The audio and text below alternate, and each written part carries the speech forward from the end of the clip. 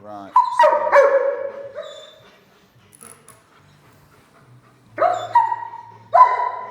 How do I do this? It's the best way for me to manage this dog. Right.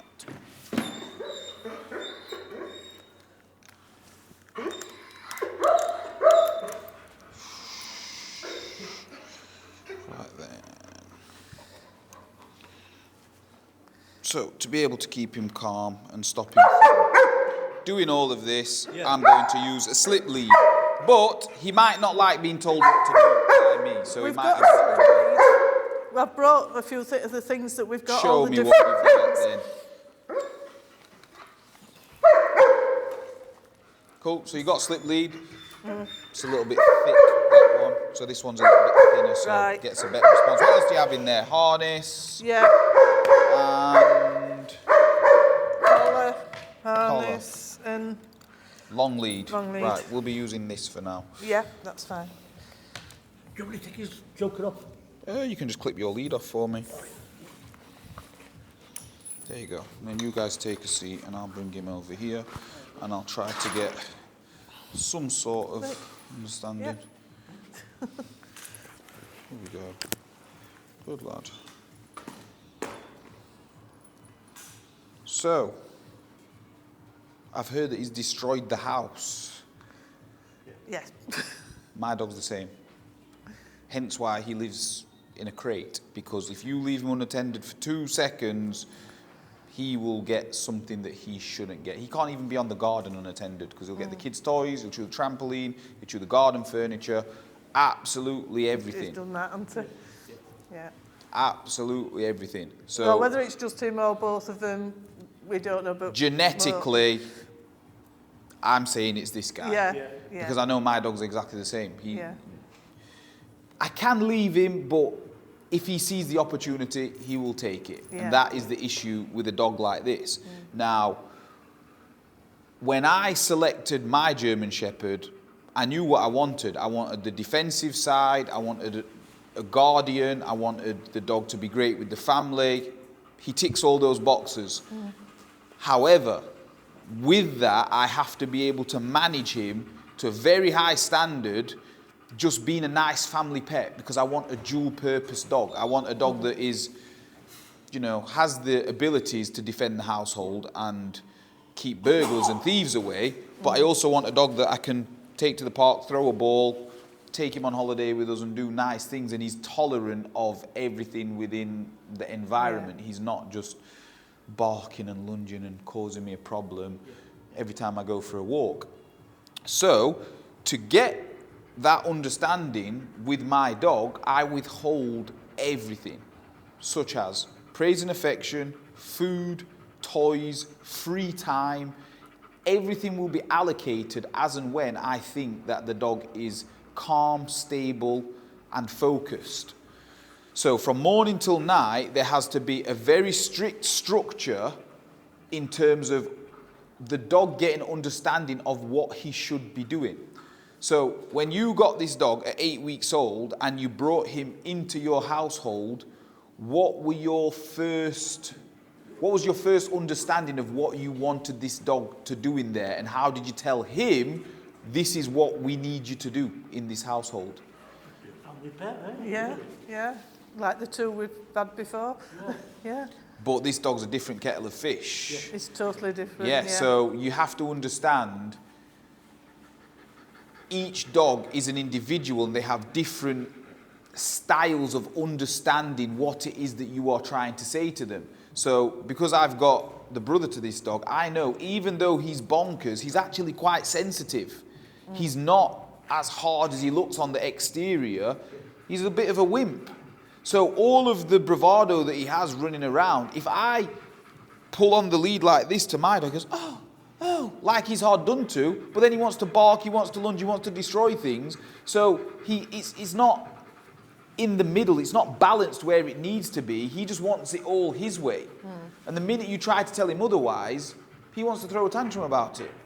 So what I have to do is ensure that the situations and the environments that dog is in are not set up for him to fail, if that makes sense. Yeah. So I would know 100%, if I left him unattended in my living room, he's going to chew the sofa, he's going to destroy the carpet, he'll probably get the kids' toys.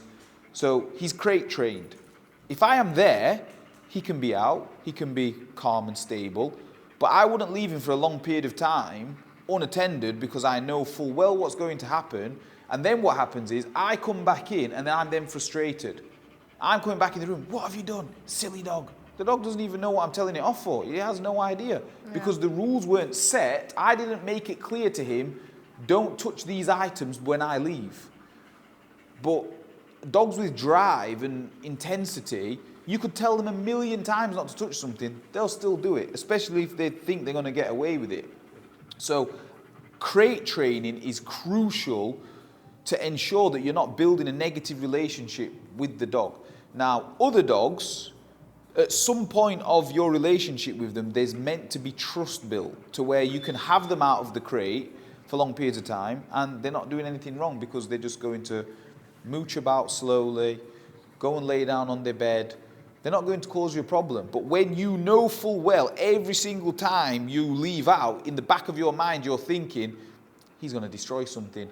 I don't even want to come home thinking when I walk through the door, what is this dog going to have destroyed this time? And my wife's not going to let me let the dog destroy things because I'm not replacing the sofa, I'm not replacing the table, I'm not replacing skirting boards and architraves. So I just won't put myself in a situation to have the dog doing that when I know the dog's quite old now. He's not old, but he's older than a 6-month-old puppy that's going through a phase trying to chew things. I'm not going to tolerate that. So crate training is going to be crucial to building some sort of structure to get the dog to know what his purpose is. So because he has drive and intensity, and I've trained both of his parents, unfortunately, his role of just being a pet is not sufficient for this dog. He has to just slouch around and just think, oh, I'm happy being a pet, I'm just sat on the sofa, I'm just waiting for you to come back from work. He's got specific needs, this dog. He needs to be worked. His brain needs to be worked sufficiently so that he can be relaxed and be calm. He's not even relaxed and calm now. There's no tension in the lead, but at no point is he laying down here to think, I don't know how long I'm going to be here, I might as well just relax. His brain is going 10 to the dozen, and he doesn't know why. So I'm going to try and relax him a little bit. He's a little bit reluctant because now I'm guiding him.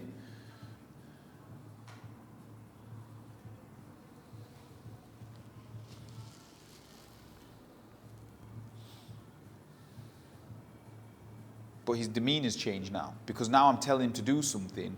He's not like he was thinking, oh right, I'm actually having to do something here. So he needs clear instructions. But what I'm not about to do is say, Luca, come over here, sit down. I would have zero response from him. He's not going to listen to that. He's not going to follow that instruction. And if he did, if a distraction is added, he's just going to break position anyway. He's just going to do whatever he sees fit at that point.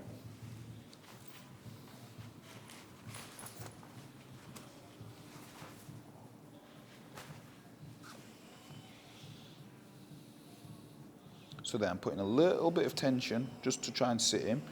And this is how reluctant he is. He's just saying, no chance. Nobody tells me what to do.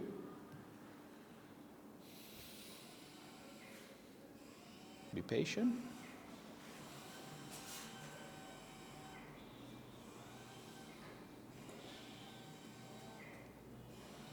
There we go. Good lad. Good boy. And as soon as he's followed the instruction, the tension in the lead goes away. So there's no point in him being reluctant because he's only doing it to himself. If he follows the guidance from somebody who's got more authority than he has, there's no pressure involved. What I haven't got here is engagement. So he's not looked at me to say, oh, okay, you're in charge here. I'll be doing what you tell me to do. Because if he did, I would say to him, well done. And then I might stroke him to reward the fact that he's actually engaged with me. And that is the only time that I would start to be affectionate with my dog whilst trying to build this relationship where the dog understands I'm in control here. What people tend to do is they bring these cute little fluffy puppies into their house, and everybody who it comes into contact with is doing this. All day. That's all the dogs are getting. Look, as soon as I've started to stroke him, he's actually looked at me. But I want him to look at me whether I've stroked him or not. It's an expectation for me. The dog has to look at me and say, is everything all right here? Are we all right? At that point, I say, yes, we certainly are. And then I stroke the dog. So no matter what environment I'm in, I have the dog's focus and attention. It's then quite easy for me if the dog is fixated, or before it's even got to fixation, if the dog is distracted by something, it's not going to lead to fixation, because I should have the abilities to gain my dog's focus and attention without bribery. So I've got him under control here, but I've not offered him anything. I've not said, there's some sausages or some chicken. I've not offered him a ball to get him to be a little bit calmer and stable so that we can have this conversation. So we'll go back into this again.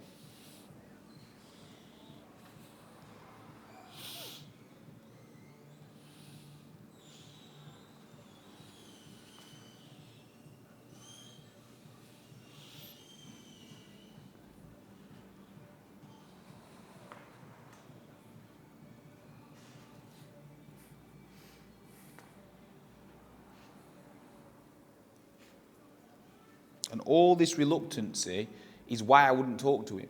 Because when you say, sit, sit, sit down, sit, you're just fighting against all this, but it's just not apparent because you can't, you're not trying to make the dog do something.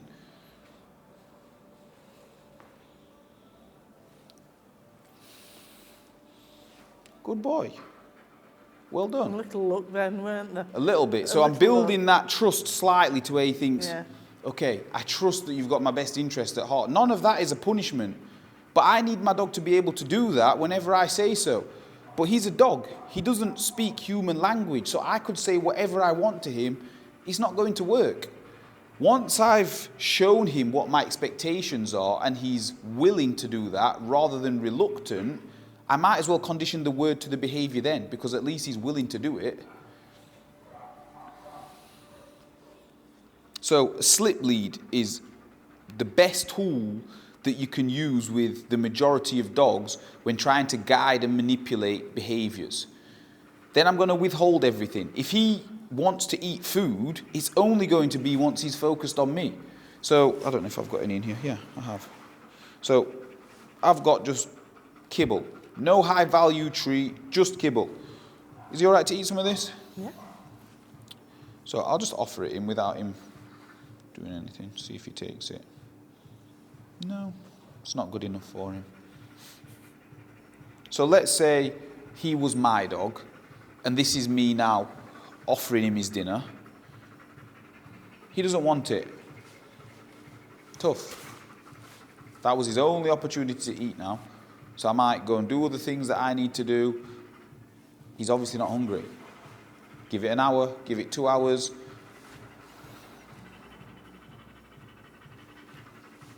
He's not hungry. By the time he's hungry, he'll be looking at me like that. Then I'll say, well done, fantastic, amazing, good decision. Now you can have some food. Rather than just get up in the morning and just feed him for the sake of it. Because there's no value in that. We started, since Joel and Ellie came last week, feeding him his food. Good. You know, because that's what he mentioned. How's that working? It's gone really well, hasn't it? Good. To start with. It's good. It's good to build a relationship with him doing that. He wasn't doing anything to start with, so until he sat down and gave me his paw, Then he you'd give couldn't the have food. anything. That's good. And we've been away this week, haven't we? And he's been with us. Yeah. And by the end of this week, I think because he's been on his own as well, by the end of the week, he was coming up to me, sitting in front of me and giving me his paw because he wanted something. That's good. That's good.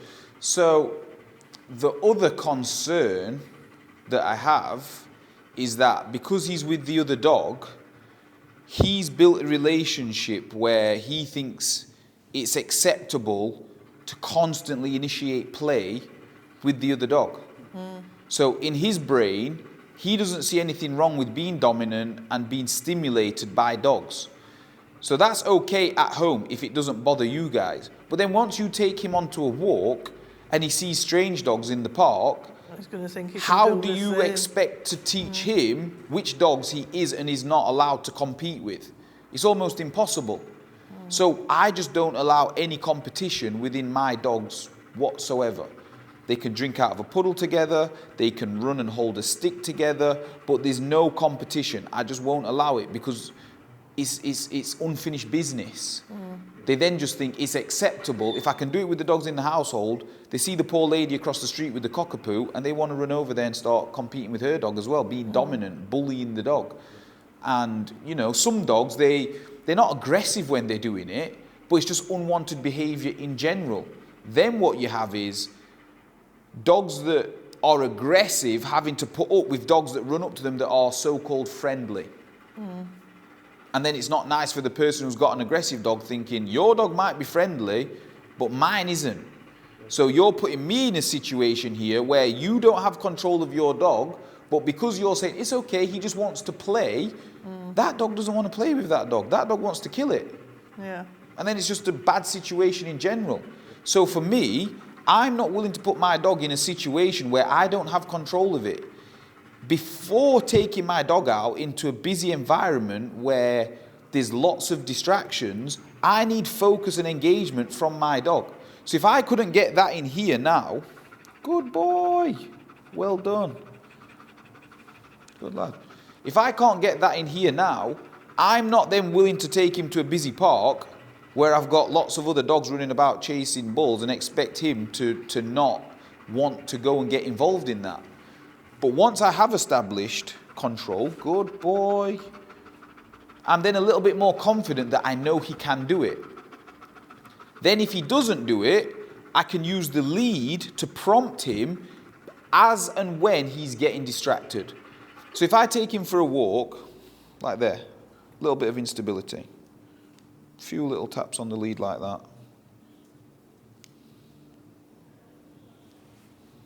Good boy. That's what I want my dogs to understand. The negative reinforcement is a prompt for them to pay attention to me. Stop doing whatever it is that you thought was acceptable and start paying attention to me, and I will tell you what to do. So what I see is a lot of people telling their dogs, no, stop it, leave, get down, but then not following through with an actual instruction which the dog will understand. Okay, so you told me to stop it, but then what? So I wouldn't even say stop it, no, get down, leave. I would just say to the dog, go and get in your bed. Sit. Lay down. It's a very clear instruction that if it's not followed, then there has to be some sort of consequence. If it is followed, there has to be some sort of reward. And my reward system, generally, is just praise and affection. But if your dog is getting stroked all day, every day, just when it demands it. When someone walks in the house, it's getting stroked. When it sees a person in the street saying, oh, isn't it a fantastic dog? It's getting stroked. There's no value to that because it doesn't understand why it's getting the praise and the affection. And all this just adds up. I use it as currency. So look, £10, £20, £50, £100, £200, £500, £1,000, all that in such a short period of time. So, in the last 16 months, what's his bank balance like? How much have you guys paid him? Billions. Billions, exactly. So if this dog has the mindset of a billionaire, why would he want to follow instructions from what you guys have got to say? He doesn't give a monkeys. Whereas me, I will pay the dog billions, but he's earned it. He has to understand why I'm paying him. It has to be done at the right time. Everything is timing. I will give the dog something negative, like that, at the right time. I will give the dog acknowledgement at the right time. When he looks at me, I tell him, that's perfect. Doesn't mean he's getting a reward at that moment in time. The reward can come at any point. Is he going to lay down here? No. So look, because he's smelling the floor, and I didn't tell him to, use a little bit of negative there to break him out of that position. I think he actually wants to lay down. Good boy. So because I gave the negative there when he was smelling the floor, which will only lead to him going on a wild goose chase, I gave him a little bit of negative. He's then broke that behaviour and said, well, what should I do then? Just remain sat there like that. That's all that I need him to do at this moment in time. I might try to put him into a down position. Straight away, as soon as I've touched him there, he's tensed up and he's almost saying, I'm not doing that. But I'm trying to assist him. If he's tired, sitting there, how about he just lays down and gets comfortable then? And this is not brutal force of me pushing him to the floor.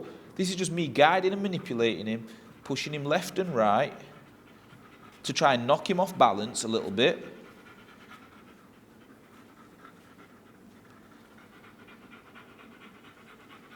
Good boy. Good. So there's no point in me asking him to lay down. He's not going to do it. But if I tell him to lay down in the best way possible, it's compulsion. It just has to be done. If I had engagement now, I'd tell him, well done, fantastic, and I would reward him. But because he's distracted, there's no way that I'm going to tell him that he's good. So then,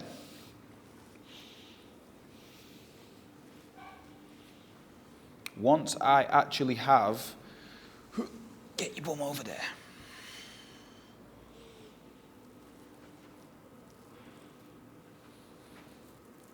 We'll go again.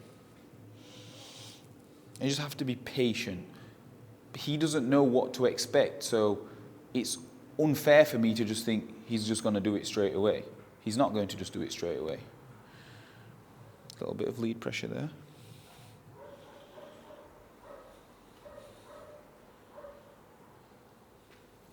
See, as soon as he's compliant, the pressure goes away.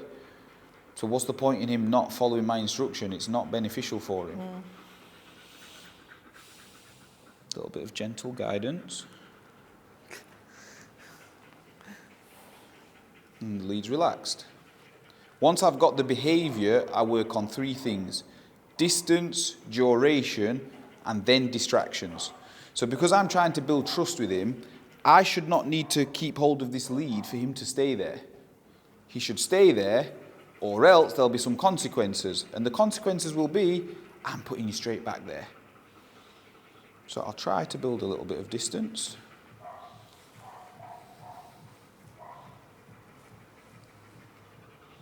Good. Good. That's nice. He's getting comfortable.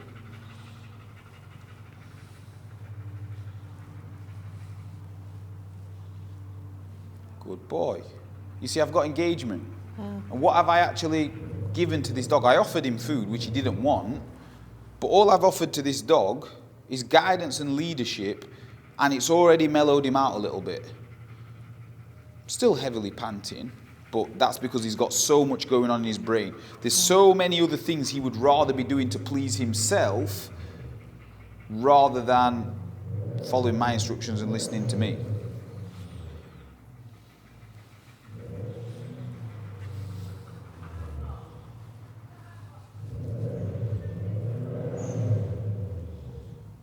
So I don't mind this inquisitive behaviour where he's just hearing things and trying to figure out what is that. What I don't want is him using that as an opportunity to break position and go and figure out what's happening over there. Go and have a look. Go have a nosy. So let's say this is him in the household. This is him on his bed. Just because a guest has come through the door, I'm not expecting him to get up and go and investigate and say, who's coming in here, and they better stroke me, they better fuss me, they better pay me some attention. Because whoever's come to my house is not here to see the dog. And if they are, there's a specific way that they're going to engage with the dog, and it's not by exciting it. So if they come in and he's in his bed, they can go up to him, little stroke, good boy, that's it. There's none of this, jumping up and fussing and turning him bonkers, because they've not then got the skills to be able to make him do that again. So if you can't make him do that, don't excite him then. That's the rules.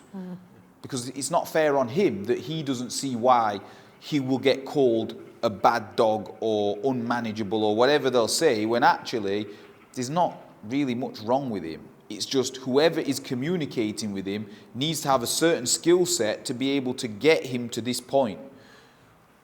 And look, he's engaged with me. I'm not physically holding him in place there. He could quite easily go and start smelling all this and just trying to please himself. But because I've given him some consequences of being a little bit unstable, he's now thinking, I'd Is that better by pulling not. the slip lead? Just negative reinforcement. Yeah. And that's gentle lead pressure. You know, I've got some dogs in here that are really intent on causing harm to other dogs and humans. It's not a little bit of gentle lead pressure that's going to convince them to lay down and focus on me, because they'll literally stop at nothing. So for me, a dog that will respond to a little bit of guidance, bearing in mind he's a German Shepherd that is quite strong. He's not a pushover. So it's not going to be this approach where I'm saying, come on, I've got some cheese and some sausages, that's going to convince him to behave himself. That doesn't work. Or if it does work with some dogs, it's masking certain behaviours. It's not actually getting to the root of the problem and teaching them what an expectation is. I am not trying to bribe this dog to walk down the street. I'm not going to see other people with other dogs and he's already seen that dog and then I'm saying, look at this. Look at that. There's no value there. The value's up here. You look to me and I'll tell you what to do. And if you do a good enough job, I will provide you with everything that you need because I'm a responsible dog owner. It's that simple. But if you are committed to feeding this dog and you're going to feed him, you're going to walk him, you're going to give him lots of toys, he's got freedom around the house, you fuss him and cuddle him whenever he tells you to, and that's when he's not following instructions. When he does start to follow instructions, what then can you offer to him? Because he's already got everything anyway. So he doesn't actually want or need to work for you because what else is on offer? He's already hit the jackpot. He wakes up in the morning and everything's at where he needs it. He's already got the routine. You can potentially put your coat on and your shoes on. He says, we're going for a walk. No one told him you're going for a walk, but he's demanding it. He expects, because you've got a dog lead in your hand, it means he's going somewhere.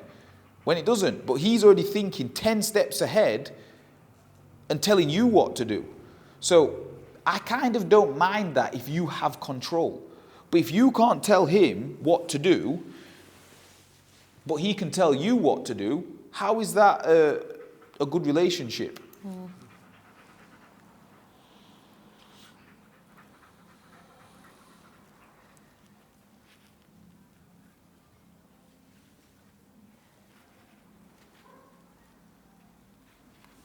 Good boy.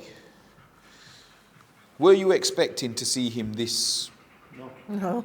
relaxed? What would he normally be doing in an environment like this? Be on city, wouldn't he? No, you mean in Yeah. here? Probably on his own, he'd probably just be Wandering mooching around. wandering around, having a look. But then if you give him an instruction when he's doing that, what response would you get? Would you be able to tell him, stop doing that, come over here and lay down while I have a conversation? No. And that's my expectation. My dog has to go everywhere with me and just do this.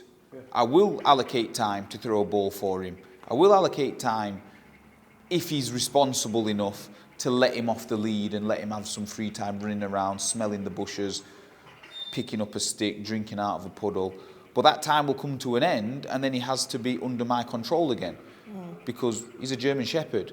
What people will tolerate with spaniels and dachshunds, they're not going to tolerate with this dog. He probably doesn't even have to do anything wrong and people take one look at him and cross the road.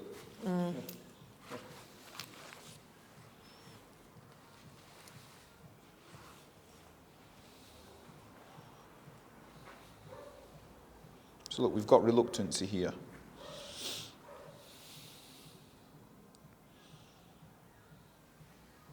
Good boy.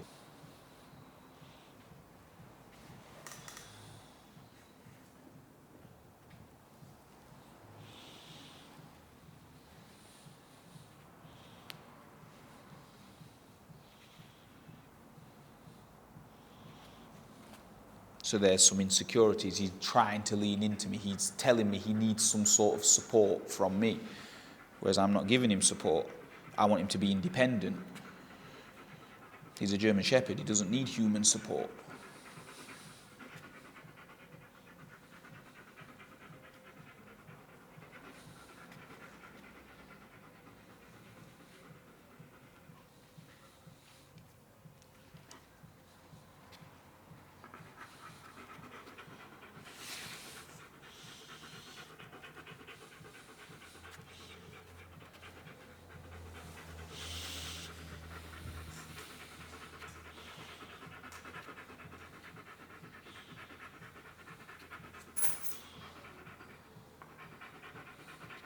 So now he's really had enough of doing as he's told. But my demeanour won't change. I'm not going to get frustrated with him. The rules are the rules. If it takes me 10 minutes, he's still going to do what I told him to do, because these are the consequences. I'm physically going to make you do it.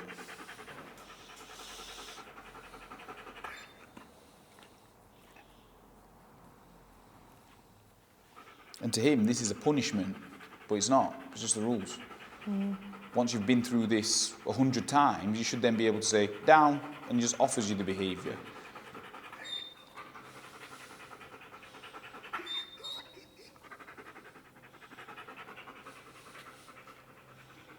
That's what John was trying to do to us when we came in, isn't it?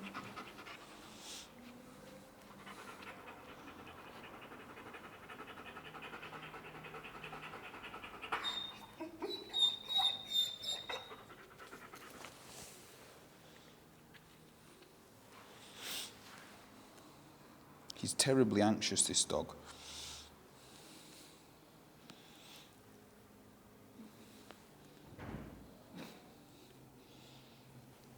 What makes him anxious? Being needy, always being given what is the demands that he makes. People always giving into his needs and nudging people and following people makes him anxious. Whereas I want my dog just to lay down there and just look at everything that's happening, but not be involved. He thinks he needs to be involved in absolutely everything. We can't go anywhere, can we? Exactly, yeah. He wants to be involved in absolutely everything. That's why he's trying to lean into me and ask me for support. I'm not supporting him, I'm trying to strengthen him up. Good lad.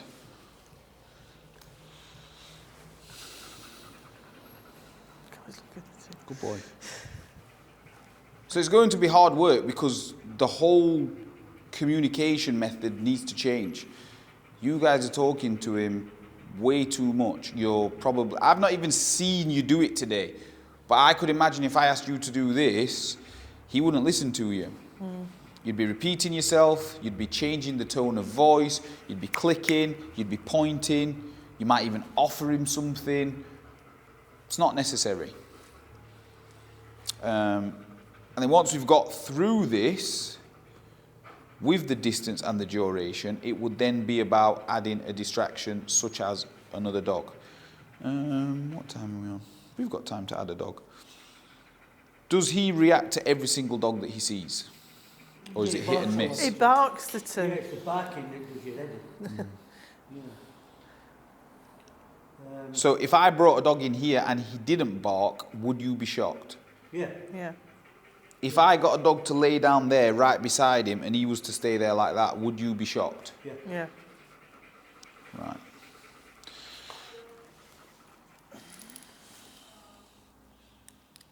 I'm going to bring a dog into the room, so you just hold him, give him a fuss and a stroke for a minute. Get down. Okay. Right, sit down.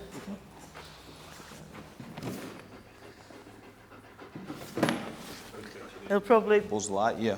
pull as well. It's all right. I'm going to bring his brother in. Oh.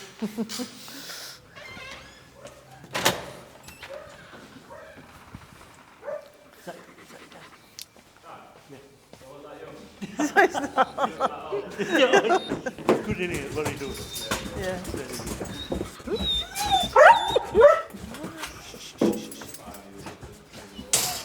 Oh, are you brothers? Yeah. Sorry, mate, I didn't mean to offend. Oh, shh, shh, shh. You're holding him.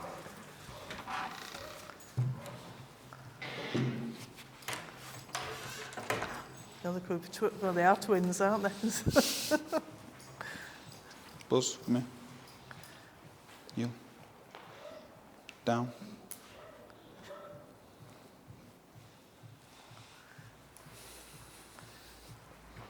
He's not barked. Has he? He's what? Not not barked, barked. yeah. Well, he did when you went out, but he's A not little barked bit. as he's come in.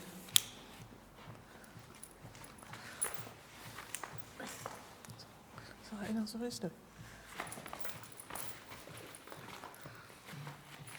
So he's in avoidance. Because he's not barking, he doesn't trust himself to be able to come over here and interact positively.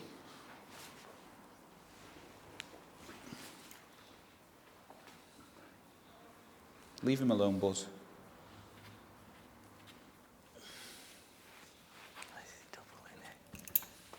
Leave him alone. Lay down.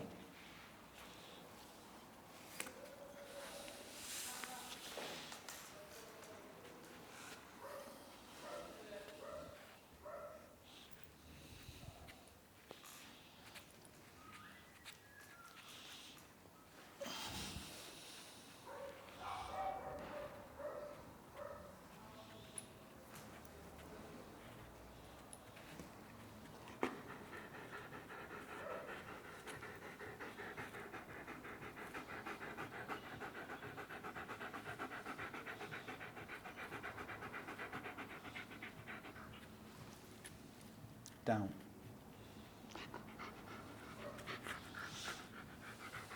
Leave him alone.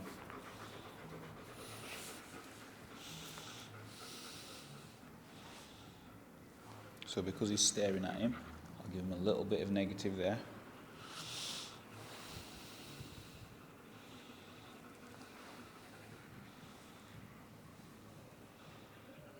So because I've left him on his own, he's looking around, he's thinking, oh, I don't even know where to look, I don't even know how to present myself.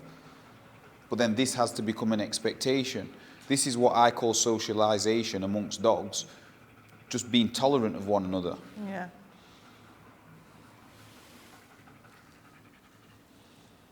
I don't take my dog on a walk and expect him to say hello to every single dog that he sees when we're walking. I don't expect him to play with any dog that we see when we're walking.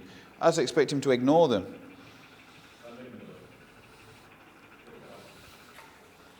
Down. Down. Good. So I should be able to take my dog into any environment and just have him like this, focusing on me, not interested in people, dogs, cyclists, nothing. So I'm pretty pleased with how he's done, because I'm not holding him there. It's all right with people and that, isn't it? Yeah. Sometimes somebody say, oh, is he friendly? Can we say hello? And we say yes. And they'll like stroke him and he'll bark and make them jump, but he doesn't go from our pull to one. Down. Mainly other dogs. But I think that's because he's used to being with Ozzy and being able to go to him Yeah.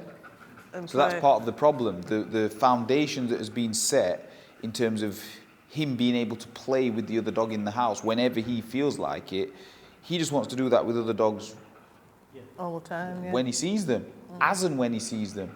That's his only expectation of being with dogs. Whereas I teach my dogs this, tolerance. Good.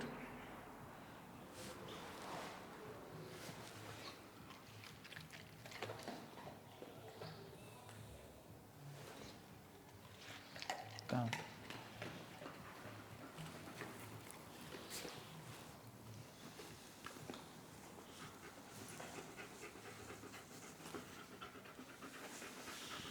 Lay down, Buzz.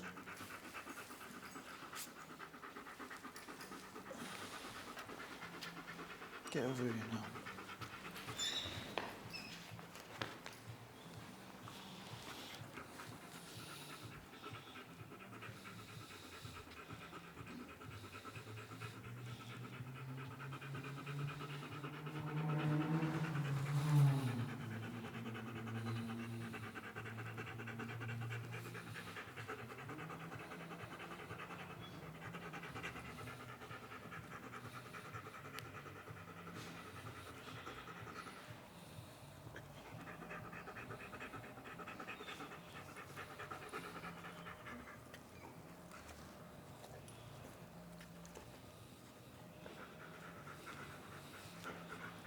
Can you see how he's just constantly trying to lean into me for reassurance?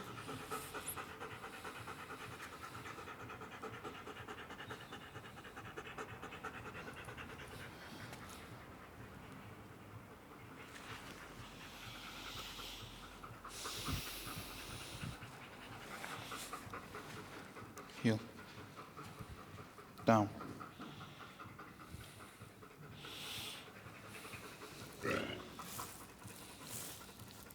Good boy. So how do you feel? It's amazing what you do. You're very good at what you do. Thank you, I appreciate that. Very good at Yeah. what you do. I try not to overcomplicate it.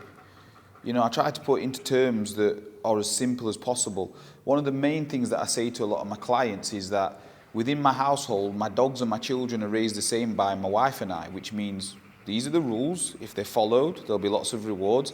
If they're not, there's going to be some consequences. So that's as simple as it is for me. There has to be rules and boundaries in place, or else what is there to be followed? These dogs, they didn't ask to be domesticated. We chose to domesticate them. Yeah, So then it's our job to show them what we need them to do. He's bonkers. He's crazy. But I just make him manageable. I'm not trying to change him in his characteristics, but I just have to manage him in day-to-day life. So, can I ask you a question then? Bud? You think there's hope for him then? You can... Well, what does that say? Yeah. I've never met a dog that I can't work with. What I need to understand is, can you guys change? Yeah. Not to. That makes all the difference. Yeah. That's Yeah. what makes all the difference. Yeah, got to. Yeah. Hello, you all right? So what is it that you guys can take away from today that you think has been useful? That it can be done.